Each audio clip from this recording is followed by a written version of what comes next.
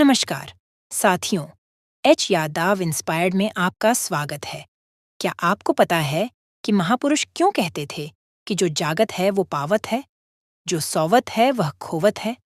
हम अक्सर अपने परिवार के बुजुर्ग लोगों से सुनते हुए आ रहे हैं कि सुबह जल्दी उठना चाहिए। वे हमें सुबह उठने के 1000 फायदे गिनाते हैं। सभी बच्चों की मम्मी अपने बच्चों को स्वयं सुबह उठाती है, किंतु हमारी नई पीढ़ी तो देर रात तक जागती है और सुबह देर तक सोने को बड़ा ही फैशनेबल मानती है।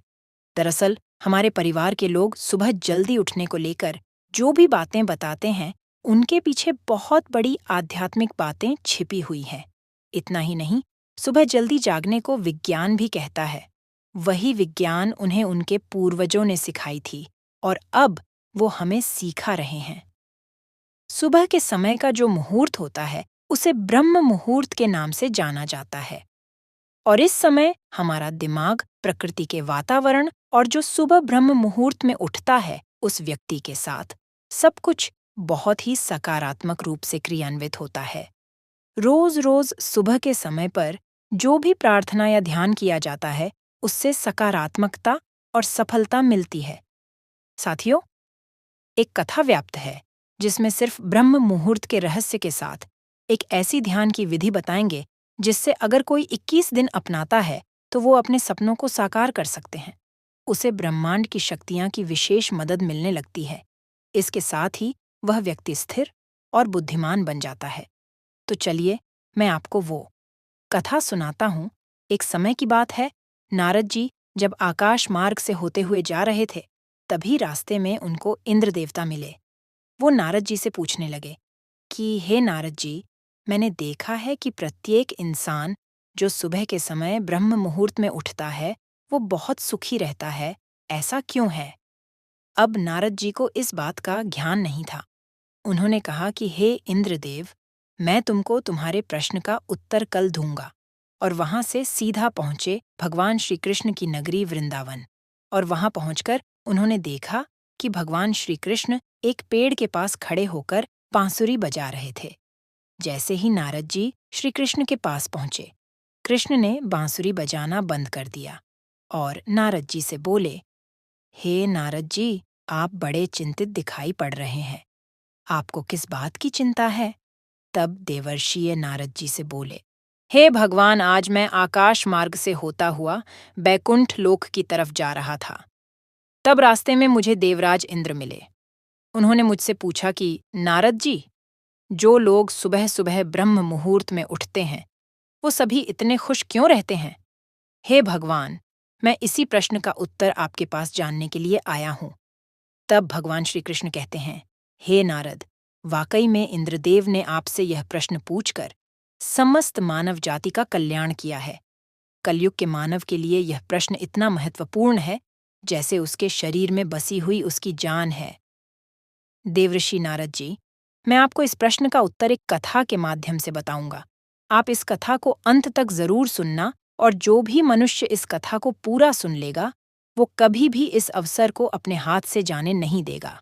ब्रह्म मुहूर्त का रहस्य जानकर पूर्ण जीवन बदल जाएगा। तब देवर्षि नारद जी बोले, हे भगवान, आप कहिए तो सही, मैं इस कथा को पूरा सुनूंगा और समस्त लोक जगत में भी विख्यात करूंगा। तभी भगवान श्री कृष्ण कथा को सुनना प्रारंभ करते हैं। एक समय की बात है, एक नगर में एक लड़का रहता था। वो लड़का अच्छा था, लेकिन उसकी एक खराब आदत थी कि वो देर तक सोता रहता था। सुबह उसे जगाने के लिए लाखों प्रयास किए जाते थे, किंतु सबने हार मान ली थी। वह लड़का कभी 9 बजे से पहले नहीं उठता था। जब वह बालक था, तब परिवार ने सोचा कि जब ये बड़ा हो जाएगा तो इसकी आदत में सुधार हो जाएगा। किंतु वो लड़का जैसे जैसे बड़ा होता गया, उसकी यह आदत और भी ज्यादा गहरी होती चली गई। दुनिया इधर से उधर हो सकती थी, लेकिन वो लड़का कभी जल्दी नहीं उठ पाता था। उसके पिता उसकी इस आदत से बहुत ज्यादा परेशान रहने लगे थे। उस लड़के को ढेरों नकारात्मक शक्तियां ने घेर लिया था। वो सभी को पलटकर जवाब देता था, दिन भर उदास रहता था। इसका असर उसके स्वास्थ्य पर भी पड़ रहा था। जब उस लड़के को यह पता लगा कि उसके सारे मित्र सफलता को प्राप्त कर चुके हैं, तब वो और भी ज्यादा दुखी हो गया और ईश्वर को कोसने लगा। वो बार बार कहता था कि मेरी किस्मत खराब है, किंतु उसके पिता अच्छी तरह से जानते थे कि उस लड़के के असफल होने के पीछे क्या कारण है।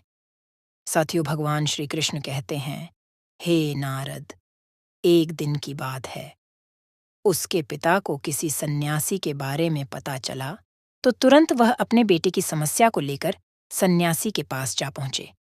पिता ने उस सन्यासी को बड़े ही विस्तार से अपने बेटे की आदतों के बारे में बताया।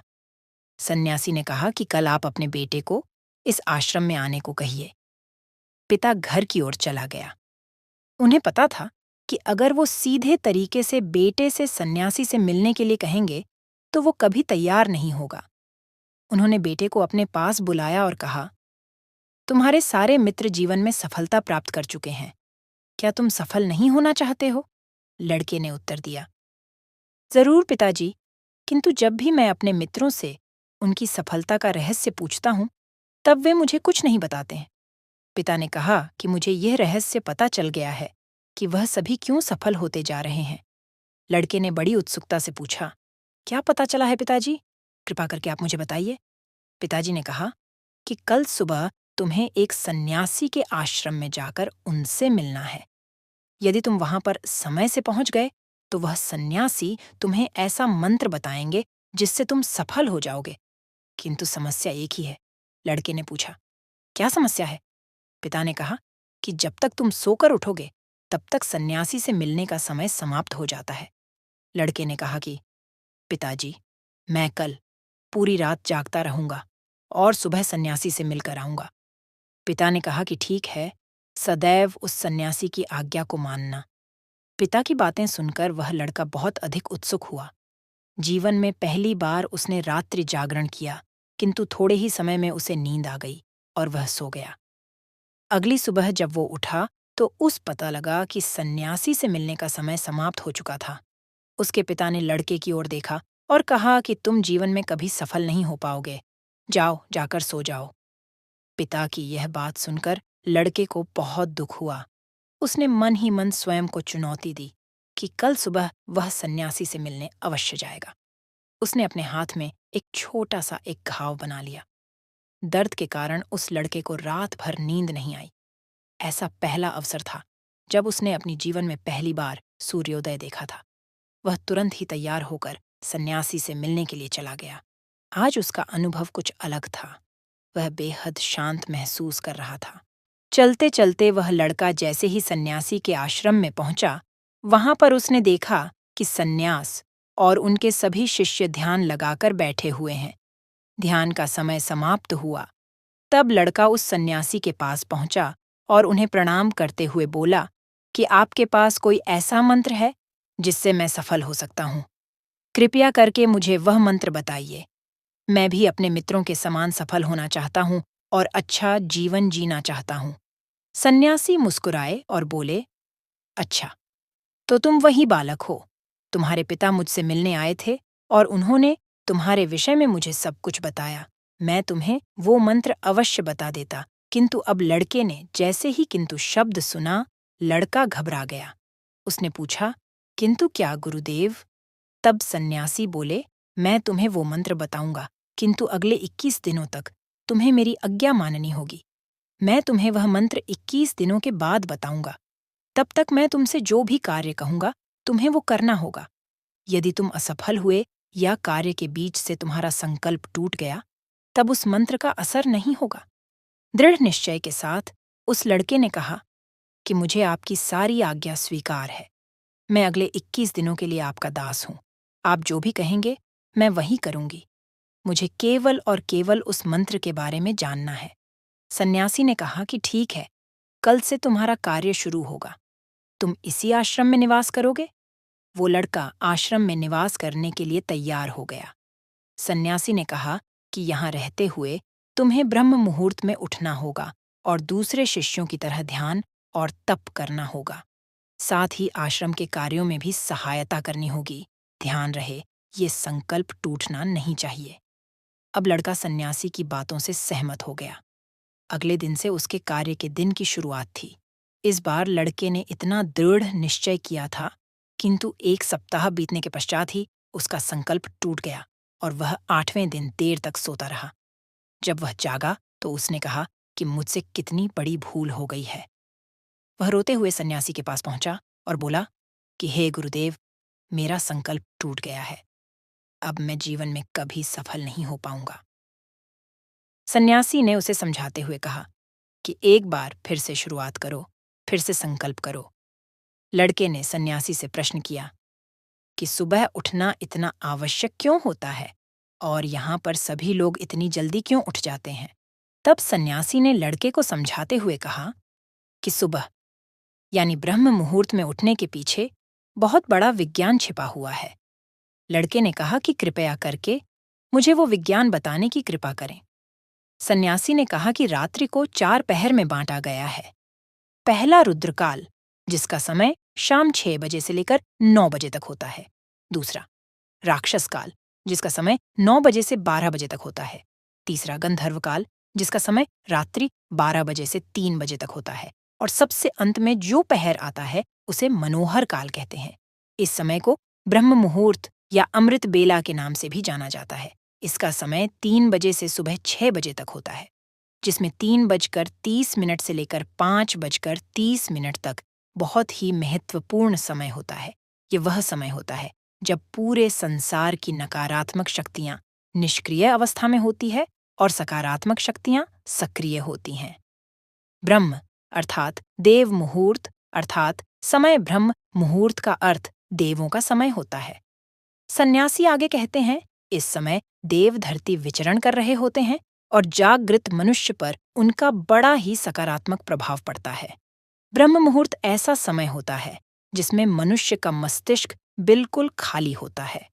इसमें किसी प्रकार के कोई विचार नहीं होते हैं और जब इस समय व्यक्ति अपनी पुस्तक खोलकर पाठ का अध्ययन करते हैं तो उन्हें सब कुछ जल्दी जल्दी याद भी होता है और ये लंबे समय तक याद रहता है। ये ऐसा समय है जिसमें हम ज्ञान को समझने का प्रयास करते हैं। इस कारण और आश्रम के सभी शिष्य और संसार में बहुत से ज्ञानी लोग ब्रह्म मुहूर्त में ही उठ जाते हैं। प्राचीन काल में रोशनी का कोई स्रोत न होने के कारण लोग अपने दिन का समापन सूर्यास्त के साथ और आरंभ सूर्योदय के साथ करते थे। ये एक तरीका है जिससे मानव जीवन प्रकृति के साथ तालमेल बनाकर चलता है। उस लड़के ने कहा कि ठीक है, मैं कल से अपना संकल्प फिर से शुरू करता हूँ। किंतु ब्रह्म मुहूर्त में उठकर मुझे क्या-क्या करना चाहिए?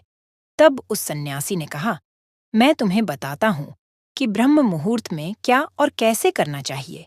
सबसे पहले उठकर धरती पर पांव रखने से पहले धरती माता को प्रणाम करना चाहिए। सन्यासी आगे कहते हैं, अपनी हथेलियों की ओर देखो और ईश्वर को धन्यवाद दो कि उन्होंने तुम्हें आज का सूर्योदय देखने का अवसर दिया। इसके बाद नित्य कर्म और स्नान करने से शरीर ही नहीं बल्कि मन की शुद्धता भी बढ़ती है। स्नान करने के पश्चात ध्यान की प्रक्रिया होती है। ब्रह्म मुहूर्त की ध्यान प्रक्रिया की अवधि 21 दिन तक होती है। इस विधि का उपयोग तब किया जाता है जब आप अपनी कोई मनोकामना की पूर्ति चाहते हैं। ये ऐसा समय होता है जब व्यक्ति अपने आज्ञा चक्र को सक्रिय करने पर काम करते हैं। सन्यासी आगे कहते हैं, आज्ञा चक्र दोनों भवों के बीच होता है। यह संकल्प का स्थान भी कहा जाता है। अगर इस चक्र पर केंद्रित किया जाए और अपनी मनोकामना को बार बार दोहराया जाए तो मात्र 21 दिनों के भीतर वो पूर्ण हो जाती है। अगर आपके मन में कोई अधूरी मनोकामना है और आप उसे पूरी करना चाहते हैं, तब सबसे पहले उस मनोकामना का स्पष्टीकरण कर ले। आपको क्या चाहिए, यह निर्णय अवश्य कर ले। इसके बाद ध्यान की विधि को शुरू करें। ब्रह्म मुहूर्त में स्नान के बाद एक ऐसा स्थान चुनें जहां पर वायु का प्रवेश हो। ध्यान में शुद्ध प्राण वायु का होना आवश्यक होता है। ध्यान की मुद्रा में रीढ़ की हड्डी सीधी होनी चाहिए, साथ ही गर्दन भी सीधी होनी चाहिए। सुखासन की अवस्था में दोनों हाथों को घुटनों पर रखकर आंखें बंद करके बैठ जाए। हाथ की मुट्ठी को बंद कर लें और 2-3 मिनट तक बिल्कुल शांत हो जाए। जब आपका शरीर स्थिर हो जाएगा और श्वास भी शांत हो जाएगी, तब उसके बाद अपना सारा ध्यान आज्ञा चक्र पर लगाएं। इस दौरान लंबी गहरी सांस लें और सांस को रोक कर रखें। इस समय आप अपनी इच्छा को मन ही मन दोहराएं। अपने मन की आंखों से इष्ट देव और देवी देवताओं गुरुओं का चिंतन करें। सन्यासी ने कहा, जब सांस को रोकना कठिन हो जाए तब धीरे धीरे सांस को बाहर की ओर छोड़े, सांसों को नाक से भरे और मुख से छोड़े। इस प्रक्रिया को 3 से 4 बार प्रतिदिन दोहराना है। ऐसा प्रतिदिन करने से आपकी जो मनोकामना है वो अवचेतन मन तक अवश्य पहुंच जाएगी और इच्छा पूर्ति जल्दी होगी। आज्ञा चक्र सक्रिय होता है और हमारी आज्ञा को पूरा करता है। सांस को रोक कर रखने के दौरान शरीर में आपातकाल स्थिति हो जाती है, जिससे कि आप बेकार की बातें सोचने और विचार करने से बचते हैं। इससे मन की एकाग्रता बढ़ती है, तब इच्छाएं अवचेतन मन में पहुंचती हैं। ब्रह्म मुहूर्त के समय पर ईश्वर की विशेष कृपा होती है और कोई भी व्यक्ति जब अपनी मनोकामना को इस समय दोहराता है तो उसकी इच्छा जल्द से जल्द पूरी होती है। इस प्रकार सन्यासी ने उस लड़के को ब्रह्म मुहूर्त का महत्व बताया।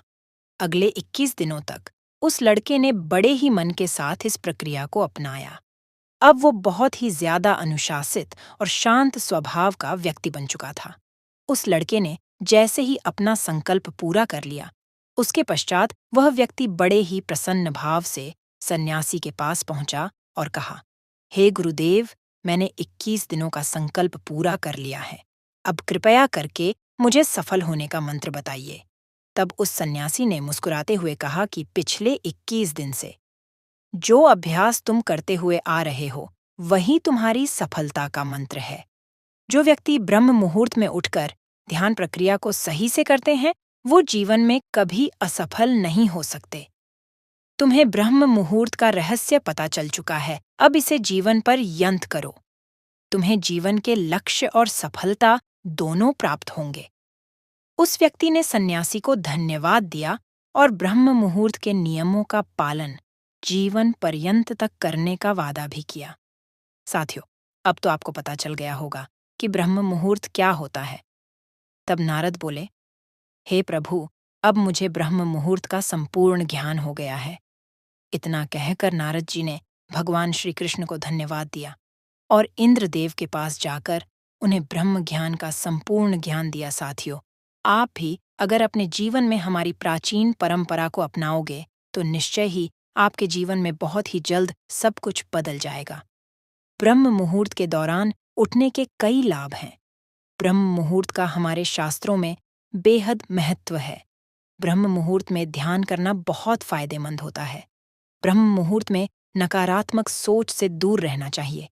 यह समय बहुत शुभ होता है। ऐसी मान्यता है कि इस दौरान भगवान धरती पर आते हैं और अपने भक्तों की सभी इच्छाएं पूर्ण करते हैं। इसलिए हमारे घर के बड़े जल्दी उठने की सलाह देते हैं। हालांकि इस दौरान उठने के कई फायदे भी हैं। सूर्य की पहली किरण पृथ्वी पर पड़ने से पहले बिस्तर को छोड़ देना चाहिए। इससे स्वास्थ्य अच्छा रहता है और दिमाग भी तेज रहता है। ब्रह्म मुहूर्त एक ऐसी समय अवधि है जो मानव शरीर को कई लाभों के साथ दिव्य आशीर्वाद देती है।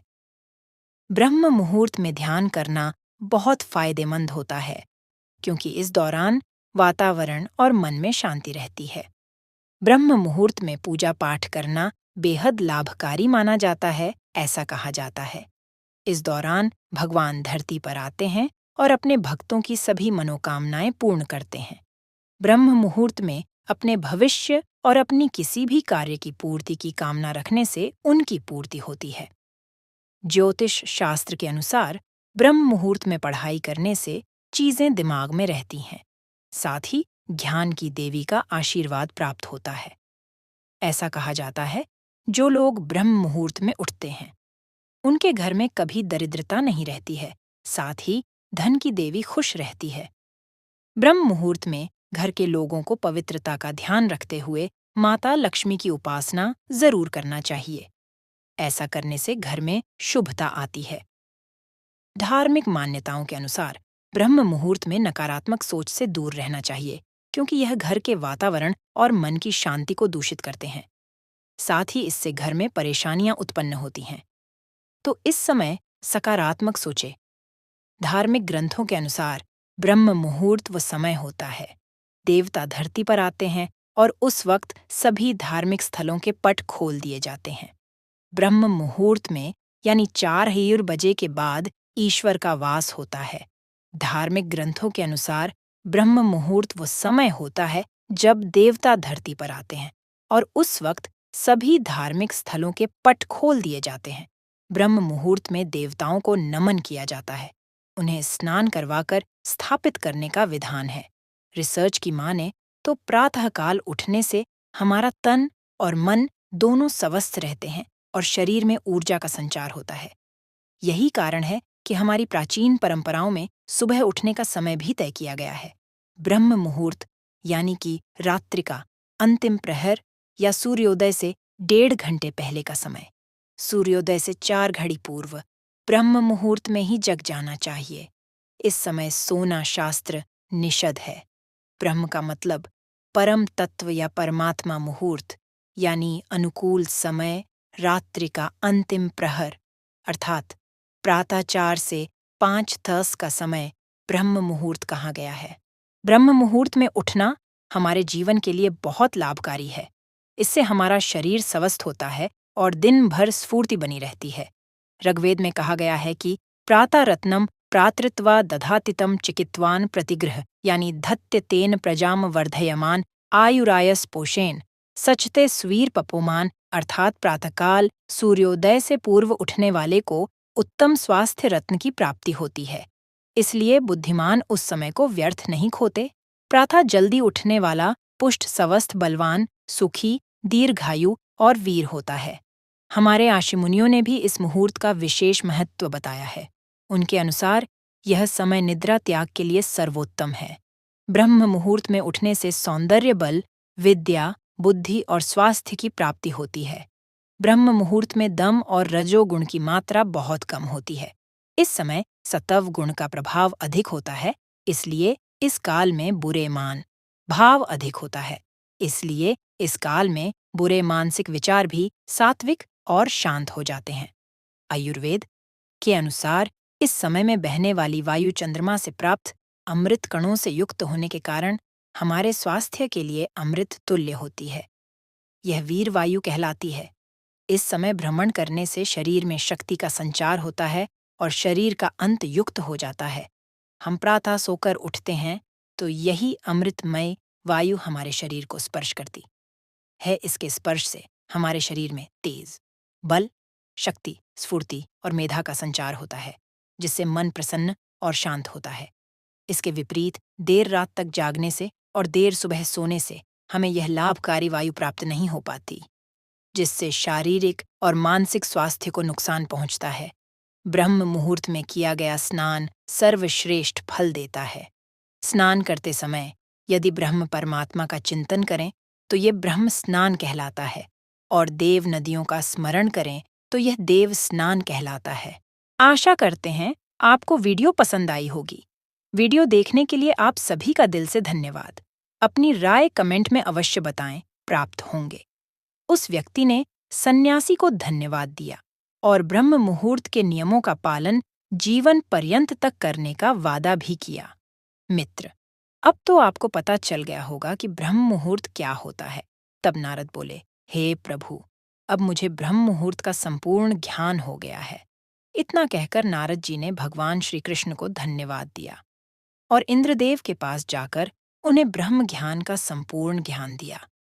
साथियों, आप भी अगर अपने जीवन में हमारी प्राचीन परंपरा को अपनाओगे तो निश्चय ही आपके जीवन में बहुत ही जल्द सब कुछ बदल जाएगा। तो साथियों, ये वीडियो आपको कैसी लगी? मैं उम्मीद करता हूँ इस वीडियो से आपको बहुत कुछ सीखने को मिला होगा। अपनी राय कमेंट बॉक्स में दें। यदि आपने हमारे YouTube channel H Yadav inspired को सब्सक्राइब नहीं किया है तो सब्सक्राइब कर ले ऐसे ही वीडियो देखने के लिए। फिर मिलते हैं अगले वीडियो में।